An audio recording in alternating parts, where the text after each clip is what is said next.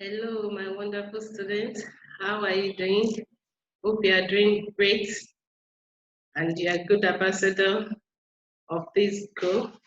I wish you best of luck even while you are sitting there. Today, we'll be looking at the topic page setting. I repeat, page setting. And at the end of the lesson, the student should be able to demonstrate how to set up a new page, then choose the correct alignment and produce a page. What is page setup? When you are setting a limit on how a printed page will appear, it's called page setup. When you are setting a limit on how a printed page will appear, it's called page setup. We are talking about the size, the margin, the page orientation, the quality of print, and so on and so forth. Page setup, you can get it when you go to File menu of the Word program. Just click on File menu, then you will see the page setup. How to set up a page in Microsoft Word. How do we set up a page in Microsoft Word? We can set up a page by clicking the arrow under Custom Margin. The window will bring several options to customize the page. That is how you set up a page under Microsoft Word. I repeat that. How do you set up a page in Microsoft Word? The page up section will come up when you click File. The page up section, page setup will come up and you click the arrow under the custom margin, whereby the window will bring several options for you to customize your page.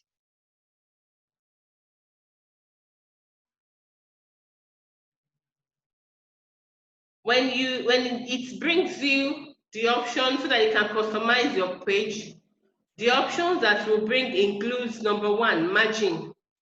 Margin is used to determine the printable areas. It has the top margin, the bottom margin, the right margin, and the left margin. Those are the types of margin that we have. For margin, it really determines the area that the computer will see to print out the data that you have already keyed into it. Are you getting what I'm trying to say? Orientation is another option that will come up for you to customize your page. And this orientation will allow you to choose which direction the document will be printed, either portrait or landscape. The portrait will be straight, while the landscape will be in form of rectangle, either portrait or landscape. The portrait will be like a form of square, while the landscape will be in form of rectangle. So it is orientation that does that. It shows the direction, it chooses the direction the document will be printed. Either it will be in a square shape or the rectangular shape. Then another customized option is column. Column is not just being used anyhow. It is usually being used for newsletters or newspapers. Newsletters and newspapers. At times when you pick up a newspaper, you discover that there are so many columns on a page. It is the option column that is one of the options under the page setup. You are telling the option column to break the data into the number of chosen columns. Then it will break the document up into as many columns as you want. Just like we said, page setup, you are the engineer that is determining the printable area, that is determining the number of columns that you want, that is determining the size of the page that you are going to use. You can select column either before or after you have finished typing the article. It depends on you. It will still work. And you can also adjust the spacing and the width of the column by clicking on more columns option so that adjustments can be made to them. So what I just want you to note is that in page setup, you are setting the page, you are the sole determinant of how the page will be, because whatever setting you put into it is what will determine how the page would be.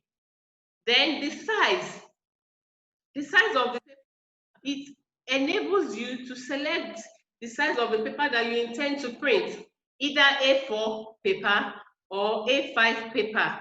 It can be quarto size, and so on and so forth. It tells you as the computer analyst or engineer that will determine the size of the paper that you're going to use. There is what we call break. It's part of the customized option that you see when you click on page setup under file. You can either page break or section break.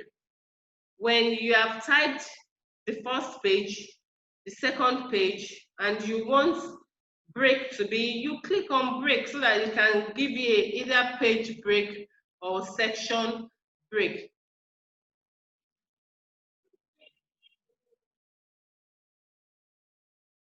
You can as well use it when there is need for one page to have columns and another without. You know, normally when you are on Word and you are typing, when you are done with the first page, it automatically takes you to the second page. But in a situation whereby the first page, you want it to have column, and the second page, there should be no column, then there will be need for you to click on page break so that the setting you give to the first page will not continue on the second page. Are you getting what I'm trying to say? If you have chosen that there should be 5 columns on the first page, if you did not click on the page break for the second page, it will still continue to have 5 columns on the second page. But whenever you click the break to determine the page break or section break, then there will be no continuation of the first one. There's another one called line numbers. Line numbers. This is required when a long document is needed to be edited or corrected. Whenever you are correcting a manuscript, a very long manuscript, you need line number so that you will know the number you get to while you are correcting it. That is number one. And you'll be able to know the number that you have corrected, that you have found error and you have corrected or made correction on. Are you getting me? Are you with me? It can be used when you want to make reference to your work. It will be like the page so and so on the line number so and so. Then you'll be able to make references to such work that you have done. And when you select the part you want to edit, the line number will show in the left-hand margin of the document. That's the usefulness of the line number. When you have a very long work to do, to edit, you click on line number, it will number the work that you have typed according to the numbers, according to the line. 1, 2, 3, till it gets to a very number that is the last number of your manuscript. The next one is alignment. Alignment. Alignment is when the text starts from the same point having a straight line up on the same page. As you have typed alignment, points, the next one you will type will still start from the same A and P that is on the first page, first line and the second line.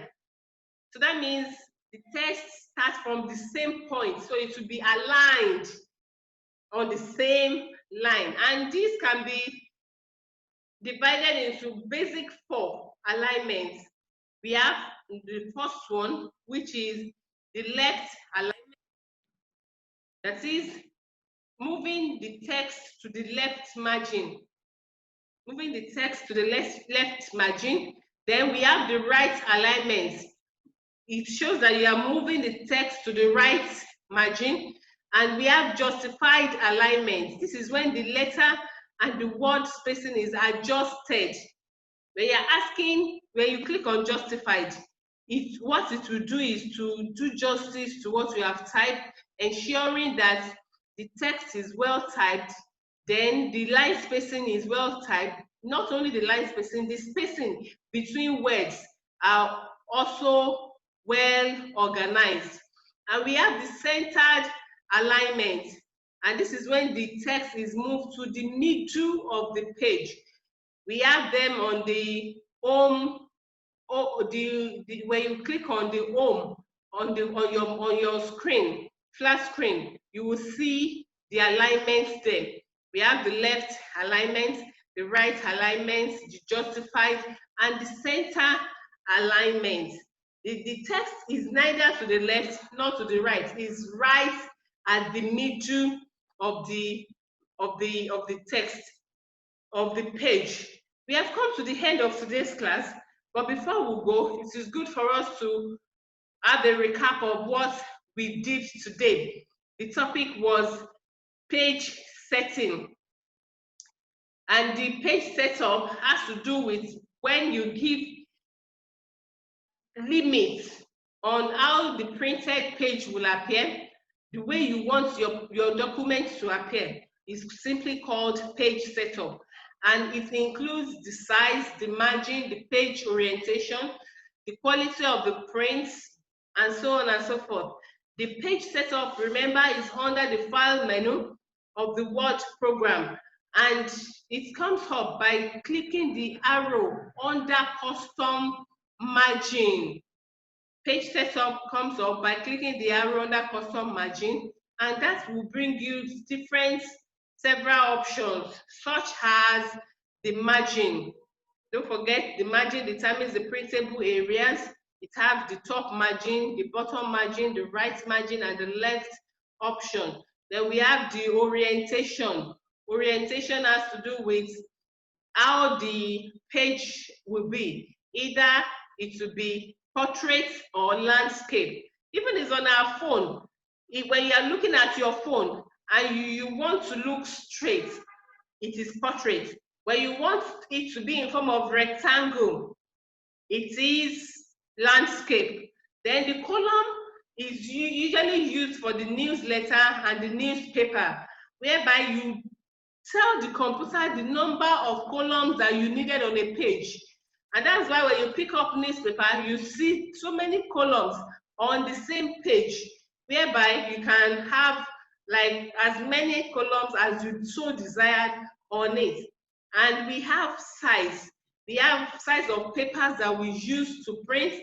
We have A4, we have A5, we have page cutter, we have cutter paper, cutter size, and so on and so forth. Then break. Break is usually used when what you have inserted on what you have designed on the first page, you don't want it to continue on the second page, then you click on page break. If you have 10 columns on the first page and you don't want the 10 columns to be on the second page, you must click on page break. Otherwise, it's still the same 10 columns that we'll see on the second page. Then the next one we have is line numbers. Whenever you have bulk work to edit, or you want to make reference to your work, it is advisable to use line numbers so that you can easily see where you are getting to, where you have edited and where you have not edited. Then the corrections that you made, you can make reference to the numbers and so on and so 4th. Then the alignment. Alignment has to do with when your word or your manuscript starts from the same point on a straight line, and it has 4 basic alignments. It has the top alignment, it has the left alignment, sorry, the right alignment, the justified alignment, and the centered alignment. The left alignment is moving towards the left margin. The right alignment is moving towards the right margin. The justified would look into the line spacing, the word spacing, and the errors in typing. Then the centered alignment will bring the manuscript to the center of the page. And we have come to the end of today's lesson. The assignment is on the website with the lesson notes. It has been uploaded. Download it and copy it and do the assignments. So we meet in the next class. Stay blessed.